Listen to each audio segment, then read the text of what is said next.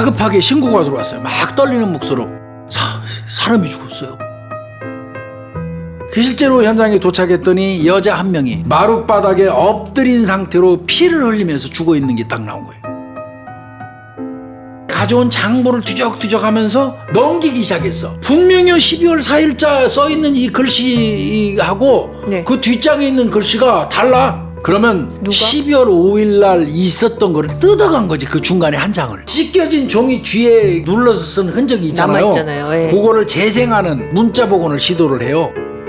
영어로 J-A-Y J라는 사람을 찾기 시작해요.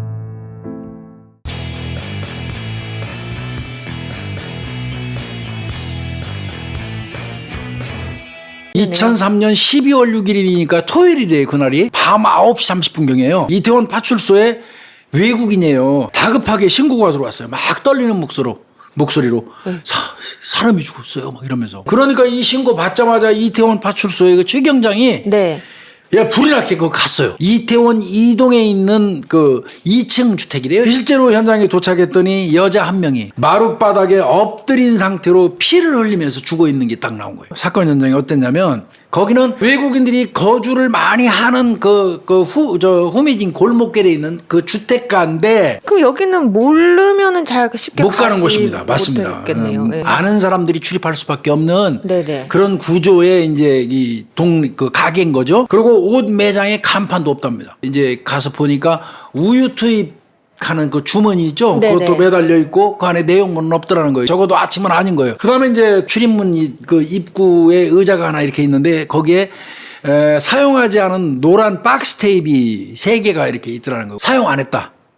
박스 테이프로 제압하거나 이런 데 사용한 것 같지는 않다. 구조는 어떤 거냐면 벽면에다가 진열장을 놨어요. 네. 그리고 이제 그 중간에다가 행거를 설치해가지고 옷을 거는 그 행거 뒤쪽에 네. 여성이 이제 엎드린 채로 숨져 있는 걸로 발견이 됐고요.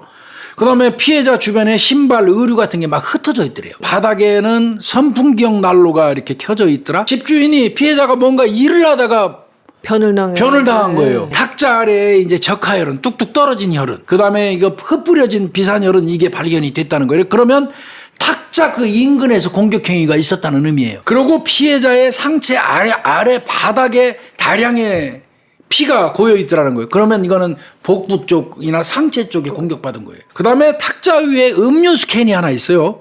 전자계산기 있고 비스킷이 있고 휴대폰이 놓여 있어요. 그 다음에 의류 그 위에다가 스프링노트 한 권이 발견이 돼 있더라는 거예요. 펼쳐져 있어요. 이렇게. 인터넷도 연결된다 봤더니 연결돼 있어요. 영업 중에 다 한 건 명확합니다. 이건 명확합니다. 그런데 피해자 지갑하고 가방이 오픈돼 있어요. 그럼 강도 살인일 가능성이 있죠. 이제 슬슬 나오는 거죠. 그죠? 그리고 책상하고 서랍장도 조금씩 다 열려 있어요. 자, 그럼 시신의 상태는 어땠느냐? 복부에 자창이 있어요. 약 2cm가량의 자창. 복부. 네, 복부에. 그럼 복부 찔린 겁니다. 그런데요. 그 이후에 다른 곳은 특별한 게 없어요. 그 다음에 자세히 살펴봤더니 엑사른이라고 그러죠. 엑사른. 시간이 경과할수록 선명하게 손가락 자국이 나와요. 그 다음에 스웨터를 입은 상태였대요. 세타. 겨울이니까요. 그 입은 상태인데 그러니까 세트도 뻥 뚫렸겠죠. 네네. 그 칼자국하고 동일하더라는 거예요. 이 여성 같은 경우는 24살 먹은 여성이에요. 엄마하고 같이 그 의류점을 운영한답니다. 그랬는데 최근에 영업이 안 되니까 뭐 맞고 하다가 빚이 꽤 많이 늘었대요. 엄마는 주로 하는 게 아프리카 같은 데로 가가지고 그 옷을 주문받아요. 나이지리아나 이런 데 가서 직접 주문받아갖고 뭐 500벌 해줘 이런 샘플 가져가겠죠. 카달로그 이게 넘기면서 이거 500벌 그러면 이제 오다 받아가지고 와서 한국에서 해가지고 붙여주고 뭐 이런 식으로 바이오 형태로 왔다 갔다 한단 말이에요. 네네네. 의료 도소매인 거예요. 소매는 뭐 거의. 네, 소매는 별로. 그러니까 뭐 좋은 위치에 있을 이유가 없는 거예요. 그러네요. 상가 쪽에 있을 이유가 없는 거예요. 엄마 같은 경우는 이 사건이 발생하기 전날 그 옷 오더 받으려고 아프리카로 떠나는 상태예요. 그러니까 이 저 딸 혼자 24살 먹은 딸 혼자 지키고 있다가 살해된 거예요. 신고자 경찰이 제일 먼저 따지죠. 아까 외국인이라고 그랬잖아요. 네. 피해자의 남자친구예요. 그러니까 이제 거기 갔다가 애인 찾아서 갔다가 죽어 있는 거 발견하고 살려주세요 신고한 거죠. 출입문 때려부시고 들어가는 흔적 없었잖아요. 피해자가 스스로 문을 열어줬거나 아니면 이미 열려있는 오픈되어 있는 매장에 누군가 들어온 거죠. 선풍기용 난로가 탁자 쪽을 향하고 있다고 그랬잖아요. 네. 그리고 음료수인데 이게 마운틴뷰라고 아시죠? 네네. 마운틴뷰 이 비스켓 그다음에 이렇게 놓여 있다. 네. 요거는 그거 놓고 누구하고 대화한 거야 이거. 가해자는 외국인일 가능성이 높아 보여요. 네. 그러면 계획적일까? 아니면 우발적인 어떤 그 강도가 들어와서 돈 뺏어가려고 했을까? 네. 이것도 구분해 봐야 되잖아요. 책상 서랍이 오픈됐잖아요. 그러니까요. 열었다가 닫은 적이 있어요. 피해자 가방하고 지갑 다 뒤지는 적이 있죠. 예. 그다음에 피해자하고 좀 다투는 과정에 얼굴 때린 것 같아요. 여기서 피가 터졌잖아요. 났어. 그다음에 예리한 칼로 복부를 한 번 찔른 거란 말이에요. 흉기가 현장에 있다면 그 집에 있는 걸 썼겠죠. 네네. 그러면 우발에 가깝죠. 그럴 근데 안 가능성도 보여요. 흉기 안 없어요? 보여요. 도로 가지고 간 거예요. 그러면 애초부터 들고 왔을 개연성이 높죠. 높아 보여요. 계획범일 가능성이 보다 높은 겁니다. 바이어를 가장해서 침입해서 살해했을 가능성 첫 번째. 예. 그죠? 두 번째는 그냥 그냥 자연스럽게 기회형 여자 혼자 있으니까 그냥 내국인 한국 사람이 들어와서 그냥 강도하고 그 지갑 뒤져서 가져갔을 가능성. 엄마하고는 연락이 계속 안 됐었답니다. 그 어렵게 이제 연락이 됐대요. 설명을 하니까 입국하기로 한 거예요. 그분이 들어오려면 오래 걸리잖아요. 이왕 전화했을 때 다 듣는 게 좋습니다. 이왕 말 나왔을 때 이게 어머니한테 슬슬 이제 여러 가지 물어봤겠죠. 네네. 그랬더니 어머니가 이상한 점이 하나 있었대요. 뭔데요? 본인이 아프리카로 떠나기 전날 네. 나이지리아 사람으로 보이는 그 사람이 네. 가게를 찾아와 가지고 네. 마주 앉아서 딸하고 옷 계약건에 대해서 이야기를 많이 하더라는 거예요. 그 사람이 가니까 딸이 막 그냥 희색을 하면서 그냥 엄마 오래간만에 우리 큰 건 하나 성사될지도 몰라 기대해 즐거워했다는 거야. 그래서 혹시 그 사람이 딸하고 대화했던 그 사람 나이지리아 사람 그 사람이 사건에 개입됐을지도 모르겠다. 매장에는 네. 얼마 정도 현금이 있었습니까? 네. 그거 물어봤어요.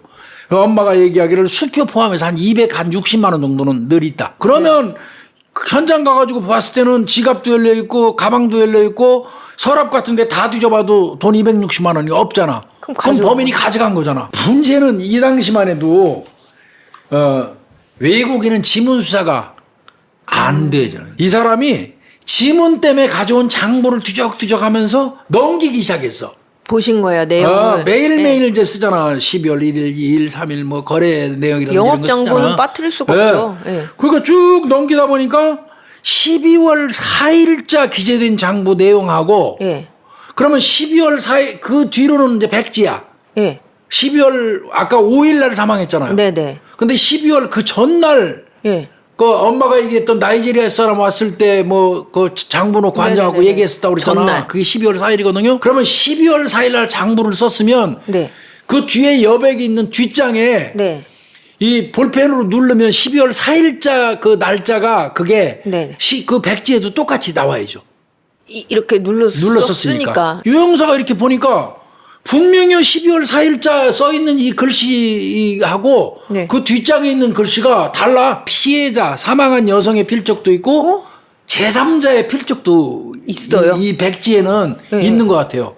이거 복원해야 돼요. 그러면 누가? 12월 5일 날 있었던 거를 뜯어간 거지. 그 중간에 한 장을. 12월 4일 거면은 12월 4일 게 여기 있어야 되는데 이게 다른 내용이라면 앞장이 하나 12월 5일께 있었던 거고 그 내용이 여기 백지에 지금 적혀 있는 거지. 그거를 발견한 거예요. 사망 날짜가 12월 6일이니까 12월 5일자 그 지적한 것 같아. 네네네. 예. 그래서 이거 외국 바이어하고 상담했다는 내용이 있었잖아. 그거 지적한 게 아닐까 이렇게 생각한 거예요. 복원합니다. 복원.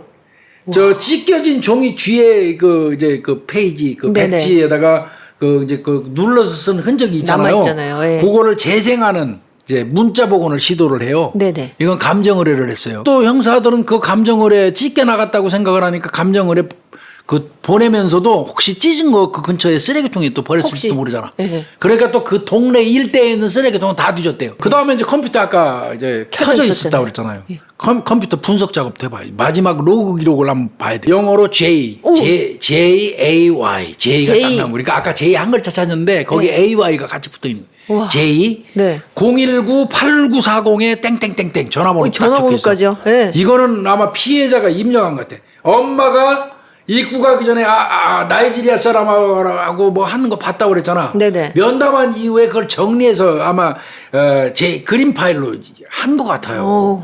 그리고 뭐 합계 네. 640만 원. 네. 거래 내역을 상세히 기재해 놨어요. 사망하기 찢어갔다는 직전에 작성됐던 장부 그걸 찢어간 거 아니야. 그렇죠. 같은 내용이라면 범인이 범행감 주려고 이거 찢어간 게 확실한 거예요. J라는 사람을 찾기 시작해요. 네. 그 전화번호 있잖아요. 그러면서 동시에 이제 휴대폰 통화 내역도 확인 의뢰도 이제 보내죠. 문제는 이태원에는 그 나이지리아 사람들이 무지하게 많았어요. 그 당시만 해도. 지금도 많습니다. 많은데 돈이 별로 없잖아요. 돈 모아가지고 A, B, C가 돈 모아서 하나 그 방 얻어요. 집주인한테는 한 사람 내지 두 사람 산다고 거짓말하고 5명씩도 어울려요. 근데 집주인 잘 못 알아본대. 불법 체류자도 엄청 많고. 이거 수사하는 거는 정말 난해하거든요. 그런데 걔들이 그 즈음에 이 비디오 가게에서 저 비디오 테이프를 많이 빌려다 본대. 그것도 탐문하는 과정에서 경찰이 취득을 한 지식이에요. 야, 비디오 가게 탐문하자. 비디오 가게 가면 지 이름 적고 전화번호 적어놓고 빌려가잖아요. 그래서 비디오 가게 진짜 그냥 발품 파는 거죠. 제이가 전화번호를 봤더니 019-8940이 땡땡땡 같은 거야. 그럼 맞네. 오씨 이거 맞네 이놈이네. 그런데 그 집을 알아냈어. 그 집 주소 적었으니까 집 알아내서 거주지가 잠복해요. 잠복시켜놓고 한 팀은 이제 휴대폰 아까 통화내역 그 조회했잖아요. 그러면 휴대폰을 이 사람한테 파는 대리점이 있을 것 같아. 그거를 또 저 탐문을 했어요. 네네. 그랬더니 판매업자가 나와요. 휴대폰 팔았는데 나이지리안 맞다. 네네. 그럼 이 사람 지금 어디 있는지 아느냐? 아예 나 휴대폰 팔고 나서 그 이후부터는 몰라. 나이지리아 사람이라는 팁은 확실히 얻었어요. 그럼 이제 확실하네요. 이제 딱딱 맞아 떨어지는 거예요. 근데 거기서 중요한 걸 하나 또 취득을 하는 거예요. 얘네들은 휴대폰 그 가지고 있어봐야 통화내역이 별로 없더라는 거예요. 이놈이 수신용으로만 써요. 받는 용도로. 받는 용으로만 쓰고요. 돈이 없으니까. 그럼 그 전화는 걸을 때는 전부 다 공중전화 가서 걸어요. 공중전화를 전부터 뽑아. 현황을. 그래갖고 거기서 또 잠복해. 거기서 전화 걸러 언젠가는 올 거니까. 네. 더더군다나 그 휴대폰은 실시간 위치 추적을 걸었는데 분명히 해방촌에서 왔다 갔다 하는 건 맞아. 공중전화 박스 한 10군데 선정해서 거기서 대기하자, 잠복하자. 이게 하염없이 기다리는 거예요. 당일날 살인사건 이후에 휴대폰 위치를 봤더니 처음에는 이놈이 범행을 하고 난 다음에 이태원에 있는 녹사평역으로 가요. 녹사평역에서 한남동 해방촌. 그러니까 주거지 있는데 그걸로 간 거니까 범행하고 바로 주거지 간 것 같아. 거기에서 동두천으로 가는 게 나와. 동두천에서 다시 안산으로 가는 게 나와. CCTV나 여러 가지로 보니까 안산으로 동두천에서 안산으로 갈 때는 택시를 썼어요. 택시 난방을 나서 확인해 보니까 강취한 수표를 사용했어요. 그 수표 포함해서 260만 원 있었잖아요. 네네. 그 훔쳐간 강취해간 수표가 사용이 됐어요. 이러면 뭐 볼 것도 없이 범인이에요. 잡기만 하면 되는 거예요. 보니까 여전히 안산에 있는 거예요. 쭉 통계를 내보니까 요놈이 생활하는 생활구역 그 기존 여기 원이 그려져. 반경이 나와요? 그려지는 거야. 그러면 이 공중전화 쓴다고 그러니까 이게 중요했던 거예요. 휴대폰 가게 갔던 게.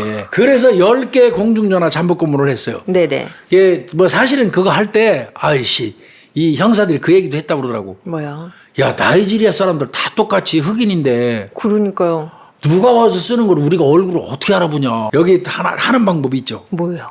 싹 쫓아가서 갑자기 뒤에서 제이 하고 불러버리니까 갑자기 그냥 뒤에 가가지고 어이 제이 그래 불린 거야. 그러니까 만약에 제이가 아니면 제이 부르거나 말거나 별로 신경 안 쓰지. 벌떡 뒤돌아보더라는 거예요. 더더군다나 사람 죽이고 죄진 놈은 반응이 엄청 소스라쳐요. 이 새끼 딱 보더니 그냥 화들짝 놀래갖고 보더니 냅다 뛰더라는 거야. 근데 워낙에 잘 뛰어가지고 무지하게 고생했다고 그러더라고. 근데 다행인 거는 그 새끼가 도망을 계속 가는 데가 다음 공중전화 지점이야. 다행이네요. 다행이다. 잠복 근무하고 있는 형사들. 다행이다. 그래서 저놈 잡아 소리 질러가고 여러 명이 합류해가지고 잡았대요. 일단 긴급 체포한 거예요. 이 새끼는 잡자마자 뭐 무작정 난 몰라요. 이제 한국말 모르는 거예요. 갑자기 이놈 잡았으니까 이놈 짐은 찍었을 거 아니야. 그 캔에 있는 거하고 대조해보니까 일치해. 거기에다가 요 새끼가 그 해방촌에 자취방 그 친구하고 있었던 데 있잖아요. 거기에 피해자의 혈흔이 미세하게 묻어있는 게 있었어요. 와. 그러니까 손에 피 묻은 손으로 아마 칼 이런 그 소지품을 싸가지고 왔던 것 같아요. 그 과정에서 묻고 어쨌건 어떤 형태로건 그 옷을 갈아입거나 이제 그런 과정에서 비닐봉지에 그 피해자의 혈흔이 아주 조금 묻어 있는 걸 경찰이 발견했거든요. 그거는 피해자의 혈액인 걸로 나왔어요. 분석. 그거 들이대니까 이 새끼 다 불었어요. 결국은 불었는데 그러면 제이 이놈은 도대체 어떤 놈이냐.